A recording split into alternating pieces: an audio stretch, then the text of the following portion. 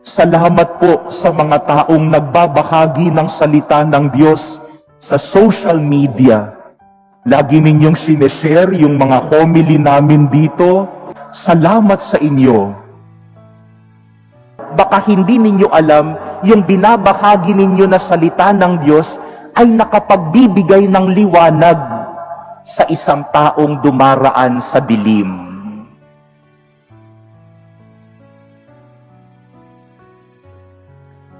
Magandang umaga po sa ating lahat. Pwede po bang sabihin mo sa iyong katabi ngayon, salamat at katabi kita. Sige nga. My dear friends, every day we use the word salamat. Every day we wanted to thank everyone.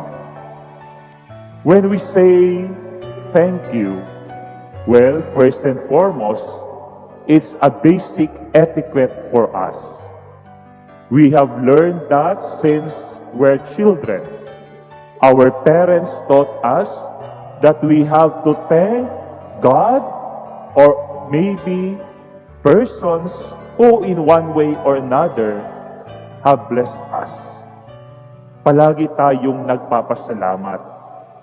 But you know, my dear friends, allow me for today's celebration to give you 2 points about gratitude, about being grateful based on our readings for today.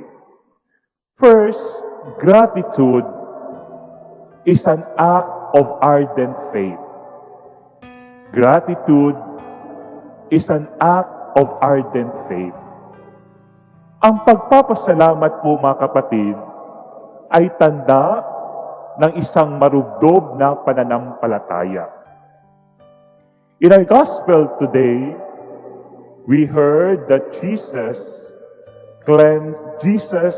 healed 10 lepers. Merong 10 na nakasalubong si Jesus. Sabi nung 10, Lord, have mercy on us. Walang sinabi si Jesus, basta sabi niya, go to the priest and show yourselves to the priest. So bakit kailangan silang magpunta sa pari? Kasi yung pari ang magasabi sa kanila kung sila'y magaling na. So that they can return to their respective communities. During the time of Jesus, leprosy is a social illness. Parang buhay ka, pero patay ka na rin. In a sense, inilalayo ka sa community. Kasi nga, contagious yung disease na iyon.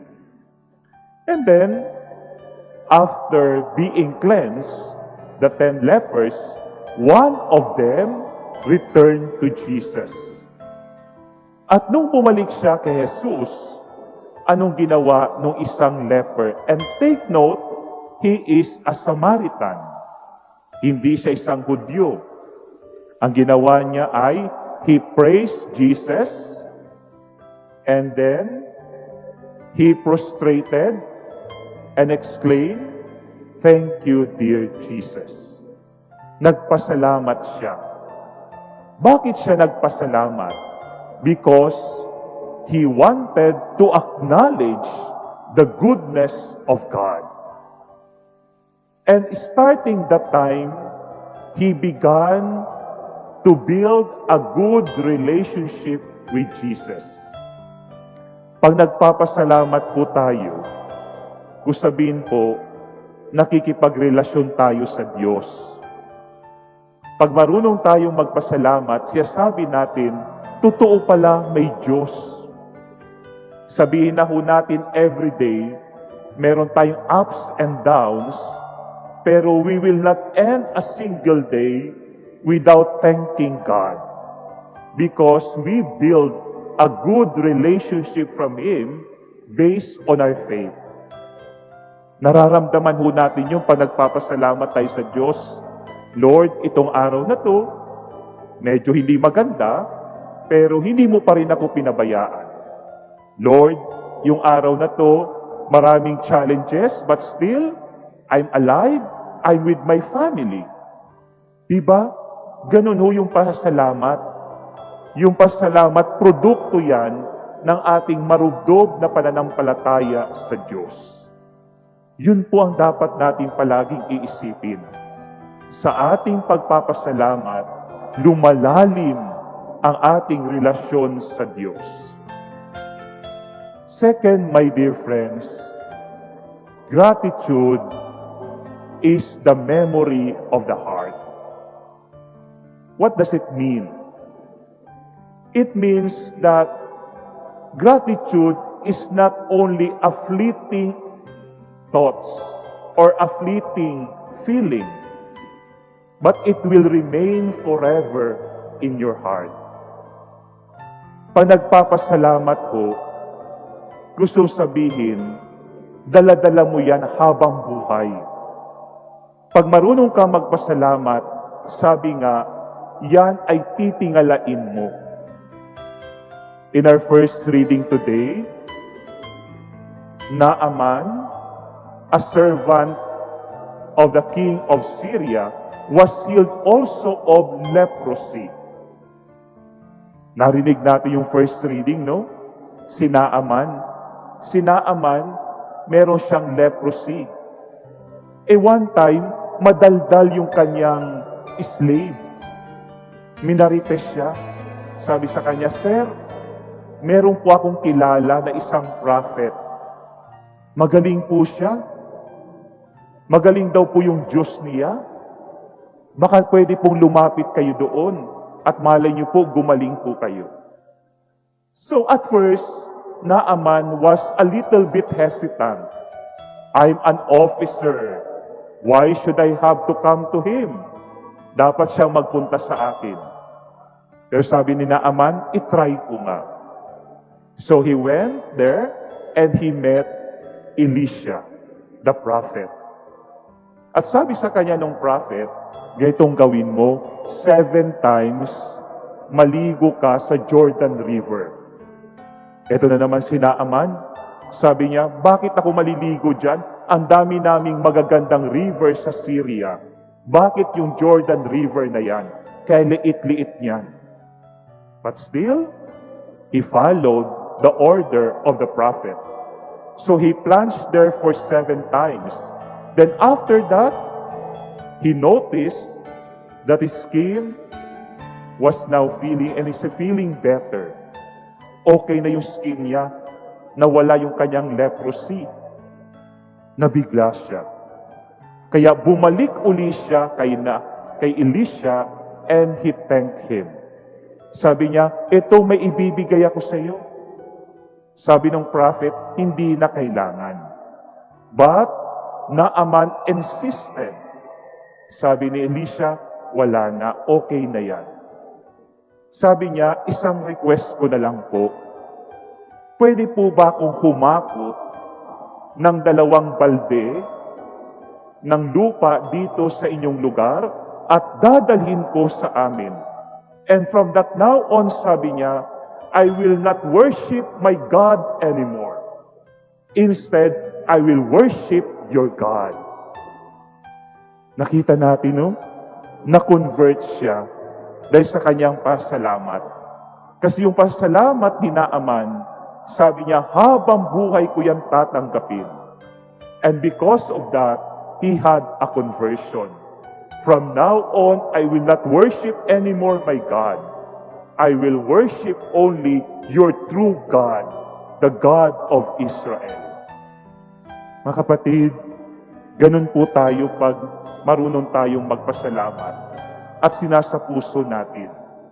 Habang buhay natin yan dadalhin at magiging daan din yan para tayo ay magpahayag ng kabutihan ng Diyos. 2 days ago, naglaro po ako ng tennis, no? And then may pulot boy na bata. I think he's around 9 years old. At that time, somebody gave me a box of chocolates. At alam ko yung chocolate na yun, napakasarap noon. So immediately sabi ko sa kanya, sa araw na to may makakain kang tsokolate. Alam ko makakalimutan mo yung sarili mo. Talaga, Father? Oo, sige. So I gave him one chocolate, no? One piece of that rare chocolate. Tinitingnan niya, tuwang-tuwa siya. Father, parang ang sarap-sarap nito, no? Sabi ko, sa'yo lang yan, ha? Ay, teka muna, Father. Wait ka lang, ha? Tumakbo siya. Pinuntahan yung mga kasamang pulot boy. Naku, sabi ko, naku, dadagsang mga yan. Dudumugin ako. But you know what? Tingnan ko siya. Para yung ostya, bilog, hinati-hati niya. Binigyan niya yung dalawa. And then he returned to me. Sabi niya, Father, salamat daw po. First time namin nakakain ng ganitong chocolate. Meron pa po ba kayo? Ay ko, wala na. Ayan, no? Pero alam niyo ho, nahiya ako that time. Nakita ko yung bata pa lang.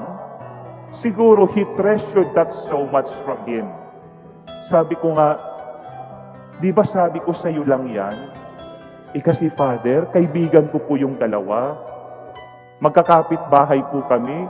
Pag wala naman po kaming ulam, yung nanay nila, binibigyan naman po kami. Kaya ishare ko din po iyon. That time, I realized that indeed, he was grateful enough. And being grateful, I believe that on that particular time and day, I know that his heart is so full of love, and he wanted to share that love. He could not contain that love, and he wanted to share it. Ganun ho pa nagpapasalamat.